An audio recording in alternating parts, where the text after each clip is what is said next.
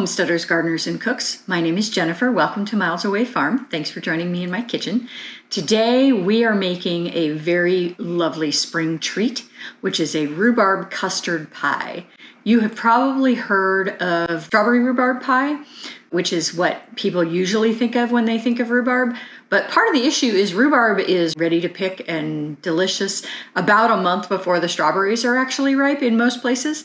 And I never liked just plain rhubarb or never thought of doing just plain rhubarb until many years ago. There was a small restaurant in the nearby town of Dayton called Patit Creek Restaurant. And it was the funkiest little restaurant. It was well known in the area. They were known for really good steaks. The decor was some really crazy mix of old black and white movie stills and decorations from a bad apartment in the 80s. It was just the craziest vibe you've ever seen. Nothing went together. But my husband and I went up there for a dinner one time before they closed. And as dessert with that dinner, we ordered the rhubarb custard pie. And it was absolutely transformative. Incredible. The restaurant has since closed, but when they closed, they put a social media message out that said, if you'll send us, I think it was like $1 or maybe $5, I can't remember, we will send you any recipe that we had on our menu. And so I wrote and requested the rhubarb custard pie, and I did get the recipe. I've since done some additional research. Cook's Country, which is part of America's Test Kitchen, actually has a rhubarb custard pie recipe. And I understand it's also an Amish recipe, and so this is evidently common in the Amish community. And all it really is rhubarb, sugar, and eggs. And then the juice from the rhubarb itself mixes with those eggs as it's cooking and makes a custard out of it. Custard is just eggs and some type of liquid. Usually custard is eggs and dairy, but in this case, it's just eggs and rhubarb juice. But it is absolutely delightful. This would normally be a double crust pie. I find making a top crust super fiddly, and so I don't often do it. I often do open face pies, and this is going to be an open face pie just because I'm not in the mood to roll out double crusts. A note on pie crust: if you are one of those people that struggles with making pie crust, first off, give yourself a break. All pie crust tastes good, even if it's not perfect. You're going to be all right. It doesn't have to be Martha Stewart. And secondly, I've made pie crust for years by hand, where you break the butter or shortening up into the flour with your fingers or with a pastry blender. I have never liked those pastry blenders. I can never get them to work well for me. It is just not a motion that is intuitive, and I find I always end up resorting to my fingers because I hate the way the pastry blender works. So I don't use a pastry blender even when I don't have a food processor, but now I have a food processor, and so generally I make my pie crust in a food processor. You can use all different kinds of fats. So you can use all butter, you can use shortening, you can use a combination of butter and shortening, which is what I like to do. You can use lard. I've done all of those things. To be honest, I really prefer shortening with just a little bit of butter. An all butter recipe, the problem with that is butter is about 85% fat and about 15% water. And that additional water tends to cause issues with the crust. And so an all butter crust is really tricky to pull off well. Years ago, Cooks Illustrated and Serious Eats as well have done some deep dives into pie crust. The problem is the more liquid you add, the more the gluten forms. And the more the gluten forms, those are like stretchy rubber bands, and the gluten doesn't make it really flaky. And everybody wants a flaky pie crust. If it's too flaky, it falls apart. And so there's a fine line there. But too much mixing, too much processing makes a non-flaky pie crust, which is not what people want. So the trick to that is, instead of adding all water, you add some vodka. Vodka is an alcohol, it's a liquid, it will hydrate the dough, but the alcohol does not have the same reaction with the gluten strands as water does. And so I do a couple tablespoons of water and then a couple tablespoons, if I need it, of vodka. And so that gives me a moist enough dough that it's pretty easy to roll out without it getting super tough and hard to eat. However, that said, I love pie crust in all forms, as long as it's homemade. I truly hate the rollout pie crust from the store, the Pillsbury. Ugh. I would rather not have a crust than to eat that crust. So for me, that is not a cheat worth making. I find the frozen ready to make pie crust, the ones that are in the tin pie pans, those are actually pretty good. If you're gonna do something quick and you don't wanna make it yourself, buy the frozen, don't buy the Pillsbury. That would be my advice. But that's just me personally. A lot of people eat the Pillsbury one and think it's completely fine. I don't know why I hate it so much, but I really don't like it. So that's the trick with pie crust. But honestly, don't get over worried about it. It's still gonna taste good. Pie crust is good even if it is a little tough and not super flaky. Who cares? It's pie crust, it's good. I grew up with a mother who had a love-hate relationship with pie crust, and she was definitely of the mind that sometimes it worked and sometimes it didn't, and it just depended on whether you were standing on the right foot and held your tongue in the right place and whether the stars were aligned. And as a kid, I loved doughy things. And actually to this day, I still love doughy things. But I would eat raw pie crust. She would be making a pie crust and I would sit on the counter and I would steal little bites of pie crust raw. And I remember one time she was making a pie crust and it wasn't rolling out the way she wanted it to, and it was making her really frustrated. And she took the whole thing and threw it in the trash and started over. And I, as a small child, was completely aghast because I would have eaten that pie crust that was raw that she threw in the trash. But unfortunately, she didn't make me that offer. What she should have done is just put it on a cookie sheet, sprinkled some cinnamon and sugar on it, and baked it off. And we could have had, pie crust pastry, and it would have been completely fine. But she was having a day, and so that wasn't what happened. It went into the garbage. So that's my advice and tricks on pie crust. Mostly don't overthink it. The Serious Eats blog on pie crust is probably the best out there in terms of free access and a deep dive into how it all works and the best ways to do it. But honestly, just don't overthink it. I often use the Cook's Illustrated pie crust recipe, but it is really, really fatty. It's a super heavy shortening fat recipe. And this recipe that I'm going to show you is actually one, I don't remember where I got it. I've been using it for 30 years. It probably came out of a Fanny Farmer or a Joy of Cooking cookbook. It's a little less fatty and it doesn't make quite as much dough as well. So it's a little trickier to roll out, but not nearly the level of percentage of fat as a typical foolproof, no fail pie crust would be. And for me, that's a worthy trade-off because I would like to have a few fewer calories if possible. As for rhubarb, the recipe that I'm going to show you today is actually made from frozen rhubarb because I had frozen a bunch last year for some jams that I was making, and then I'm getting out of the jam business, and so I have a lot of extra frozen rhubarb on hand. But it is rhubarb season, and so I'll show you what that looks like. Rhubarb is one of those things where if you don't know it, you have no idea what to do with it. It is not really edible raw. It's very, very sour. Sometimes little kids will pick it and walk around trying to chew on it because it's super sour and it's fun to dare your friends to do that. But it's not really edible raw. And you've probably heard that rhubarb leaves are poisonous. They are poisonous in the same way that eating too much spinach is poisonous. It's not like hemlock. It's not going to kill you if you get it on your skin or something weird like that. It is full of oxalic acid, much higher percentage than what's in spinach, but the same thing that's in spinach. When you eat spinach and it makes your teeth feel kind of funny, that's the same stuff that's in rhubarb leaves. It's also in the stems, but not nearly as much. So that's what they mean when they say that rhubarb leaves are poisonous. It's very unlikely that any of your pets are going to chew on them. And we kept sheep and goats, and we had a rhubarb plant that they could reach through the fence, and they would sometimes eat the leaves and to no adverse effects. So it's poisonous, but not horribly, horribly poisonous. So don't worry about that too much. Rhubarb is super easy to grow. It's a perennial. Sometimes you'll find an old farmstead where the house is completely gone and the rhubarb plant is still coming back every year. So it is really tough stuff. It grows in the spring.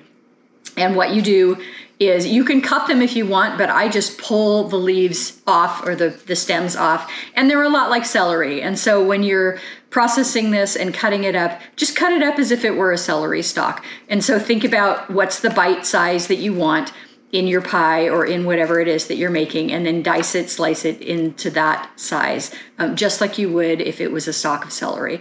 As it gets older over the course of the spring and summer, the inside of this will start getting really airy and pithy, and you will be able to kind of crush it with your fingers. It's not nearly as good late in the season. So we like it early in the spring when it's super dense and heavy, and these are solid all the way through. So you kind of know when to stop picking it in the late spring, early summer when the stems start to get really airy and pithy, and so that's how you know. It freezes beautifully. I just chop it and freeze it and then cook it later.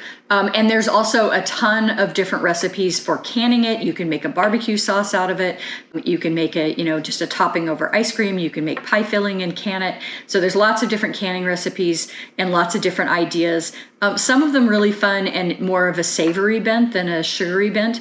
There's a website called Practical Self-Reliance, and she has a post that's got like 30 different canning recipes for rhubarb. I'll put a link for that in the description below to give you lots of other ideas besides rhubarb custard pie and strawberry rhubarb pie, which, let's face it, is really the best thing to do with rhubarb. So yeah, rhubarb custard pie, let's get started. So I'm starting out here with 1 cup of all-purpose flour.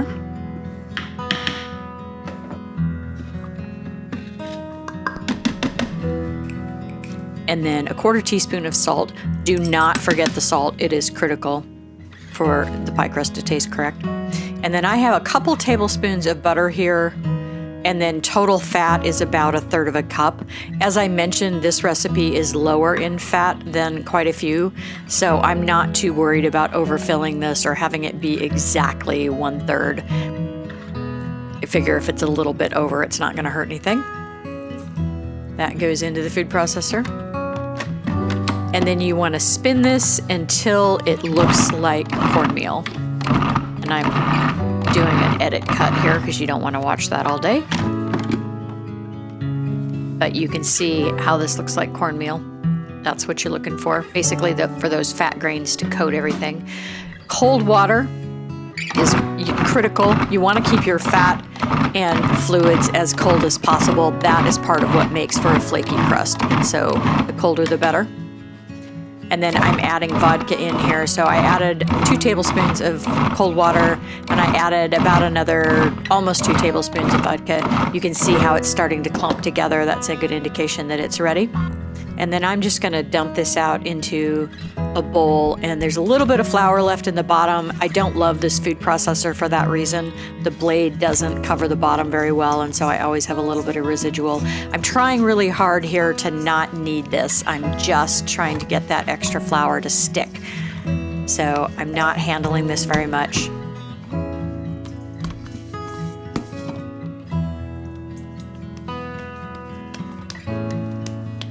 And then I'm gonna form this into a nice even ball and refrigerate it. I'm gonna cover it in plastic wrap so it doesn't dry out, and I'm gonna refrigerate it for about an hour at least.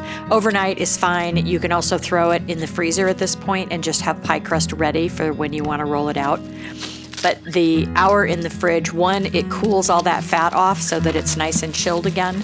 And secondly, it gives the flour an opportunity to hydrate.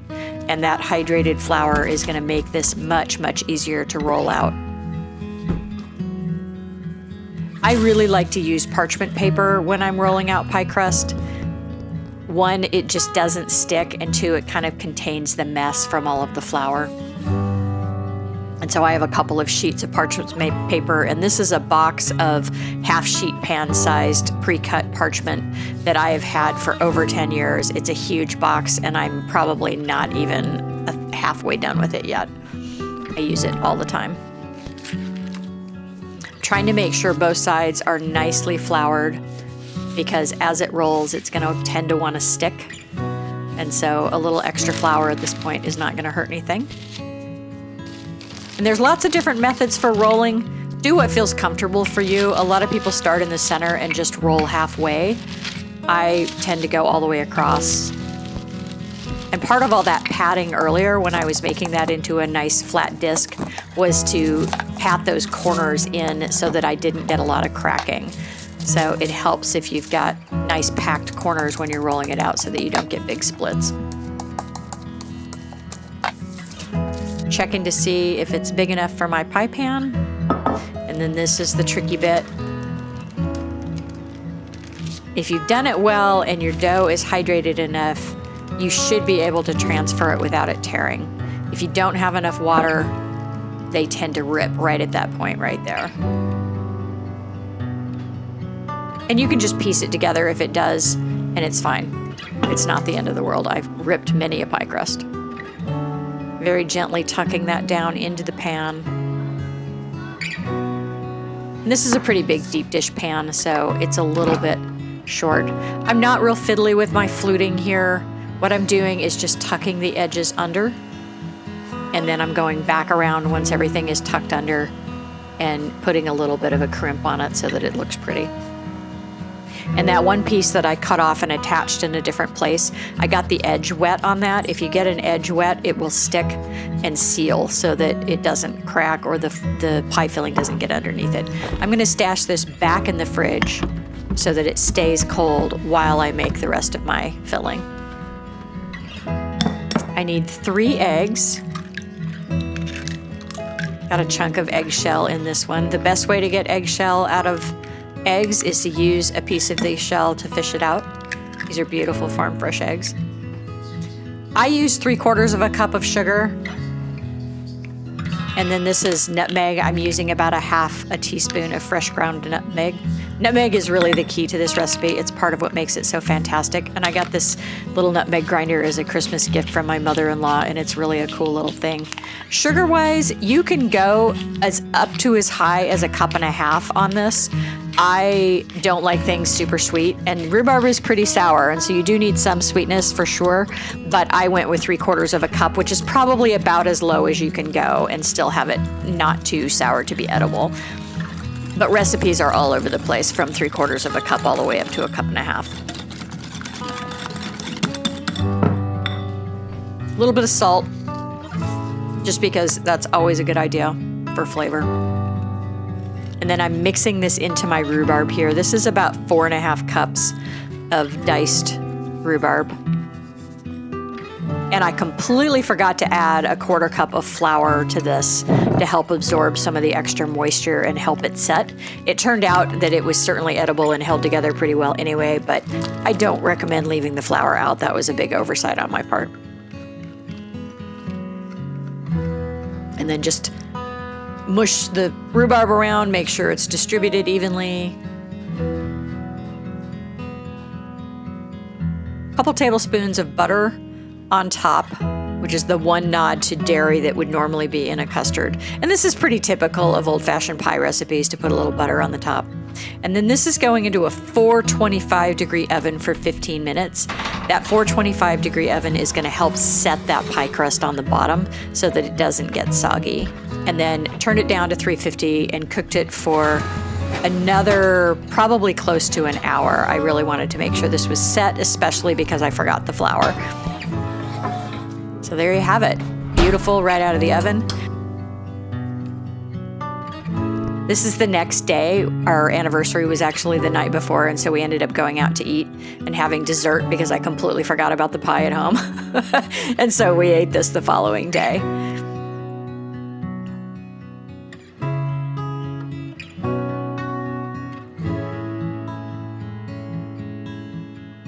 And then I totally massacred the first piece I took out, so you get to see the second piece, which came out in a much more whole manner.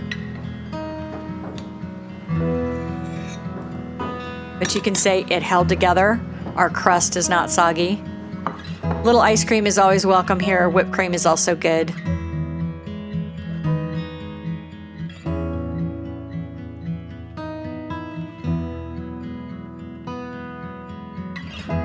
And there you have it. Rhubarb custard pie, a fantastic spring treat. Give it a try. Thanks for watching, Tribe. If you like this kind of content, give me a thumbs up, leave me a comment, share, and subscribe. I have new content coming out every week.